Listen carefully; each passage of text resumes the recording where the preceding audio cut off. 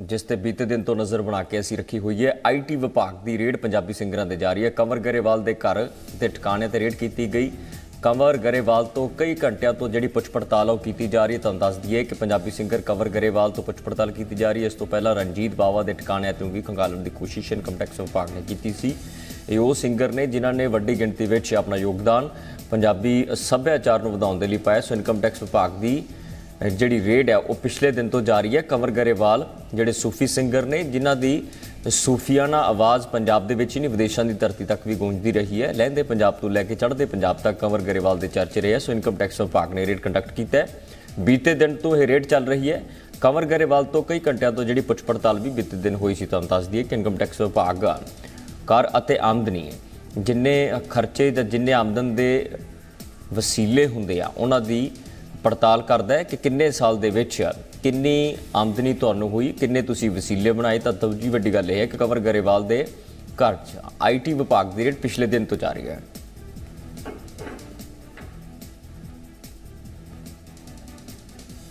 मनोज जोशी इस खबर से साडे पत्रकार तफसील नाल जानकारी दी सांझ पा रहे। मनोज की कुछ अपडेट पड़ताल दौरान कुछ खुलासे हो सके है? जी कंवर गरेवाल के घर जी रेड है कल सवेर तो चल रही है। तकरीबन 26 तो 27 घंटे हो चले ने। हजे भी जी टीमां ने वो उत्थे लगियां हुई ने, जांच करन दे विच लगियां ने। ते बाहर जिहड़ा हैगा नीचे जी पैरामिलिटरी फोर्सिज है वो तैनात की गई है। तो जो टीमां ने तकरीबन 2 दर्जन मतलब कि जोड़े कर्मचारी हैं अधिकारी कर्मचारी लगे ने। तो हाले कोई गल नहीं सामने आई भी की अंदरों वो लेता उन्होंने की उन्होंने कब्जे च लिया गया तो किस की कोई की उन्होंने सामने आया कि जिस चीज़ की जाँच करना चाह रहे हैं। पर यह गल साफ है कि जो सूत्र दसते जो अंदरों बंदे बाहर आए दस दें कि जी जाँच हैगी है इनकम टैक्स की जाँच है कि वो देखना चाहते कि जो पैसे हैं कितना का हिसाब किताब होया लेन देन क्या है उसकी सारी जाँच की जा रही है। और कल सवेरे ये टीमां 7 बजे पहुँच गई सीगियां ते अज भी पूरी रात भी काम करते रहे ने। तो इत्थे राती सारे बंदे ये सोए सीगे, अधिकारियों वास्ते समान आ गया सीगा, गद्दे बैड सब गद्दे गुद्दे सब इत्थे आए सी, राती इत्थे रहे ने। तो सवेरे फिर ये काम शुरू कर दिता गया। तो होर भी कुछ बंदे अज मतलब कि कर्मचारी जिहड़े हैगे इनकम टैक्स के वो होर 1-2 गड्डियां भर के अंदर गई हैं। तो मतलब कि 2 तो 2.5 दर्जन जिहड़े लोग ने अधिकारी ने विच कर्मचारी ने वो इस जांच दे विच जुटे हुए ने।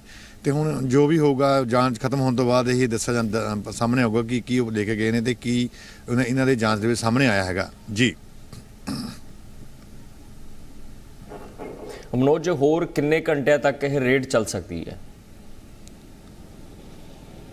तो फिलहाल तो मतलब कि कल तो चल रही है। हुण जो इन्होंने अधिकारी ने जो जोड़े कर्मचारी बाहर आए थे सूत्रों के अनुसार हो सकता कि अज रात भी इत्थे रहन है तो कल भी चले गए। जो इनकम टैक्स रेड चलती है तो कई दिन चलती है। तो पिछले भी जो पहला रेडा पईयां सी बिल्डरों के उपर और 4-5 दिन चलदियां रहियां सीगियां। तो उसके बाद मतलब कि जी टीमां सीगियां वापस गई सीगियां। इनकम टैक्स की रेड जो होंगी लंबी होंगी है क्योंकि हर चीज़ की जाँच करते हैं। जिन्हें भी घर च कागज़ होंगे हैं जो भी चीज़ां आंदियां ने पूरी तसल्ली नाल खंगालते हैं उन्होंने, चाहे वो कोई भी चीज़ हैगी है चाहे मतलब कि उन्होंने मकसद होंगे कि कोई चीज़ छुपा के भी रखी गई है घर के तो भी मिल सके।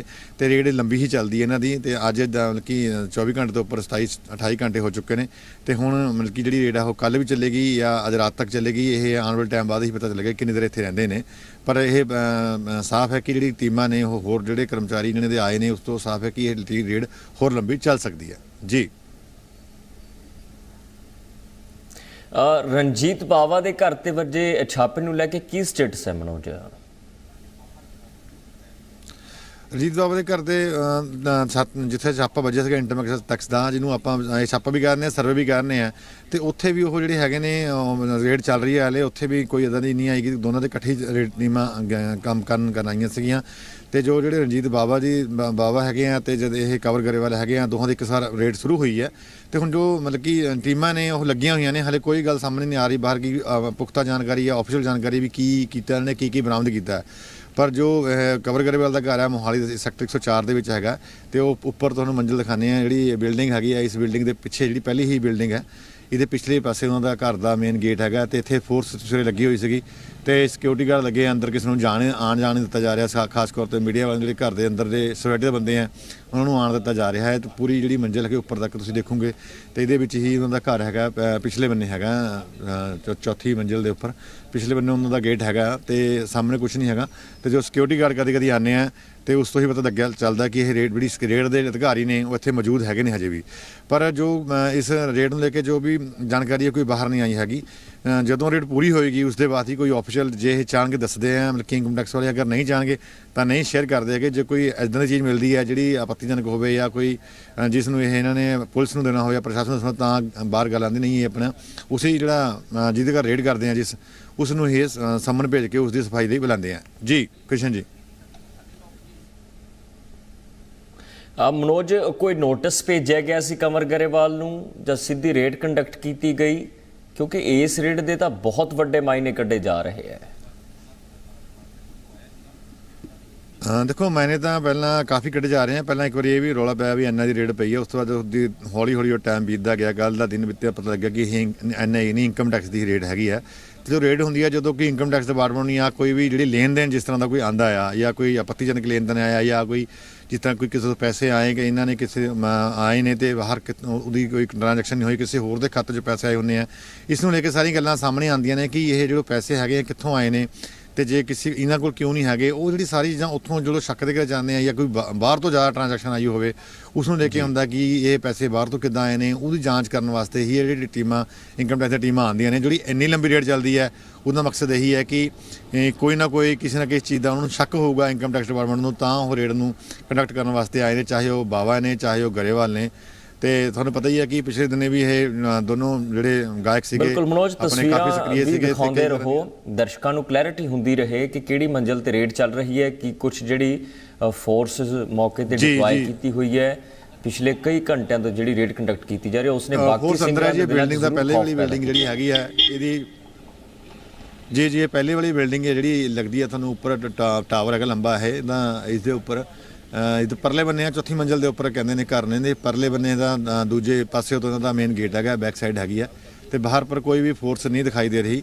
ਫੋਰਸ ਜਿਹੜੀ ਹੈ ਕਿ ਸਾਰੀ ਅੰਦਰਲੇ ਬੰਨੇ ਹੀ ਹੈ ਕਿਉਂਕਿ ਜਿਹੜਾ ਮੇਨ ਗੇਟ ਆ ਉਹ ਪਰਲੇ ਪਾਸੇ ਪੋਰਚ ਨੀਚੇ ਤੋਂ ਗੱਡੀ ਜਾਂਦੀ ਹੈ ਤੇ ਰਸਤਾ ਉਧਰ ਹੀ ਹੈ, ਉਸ ਪਾਸੇ ਇਹਨਾਂ ਨੇ ਲਗਾਇਆ ਹੋਇਆ ਸਾਰਾ।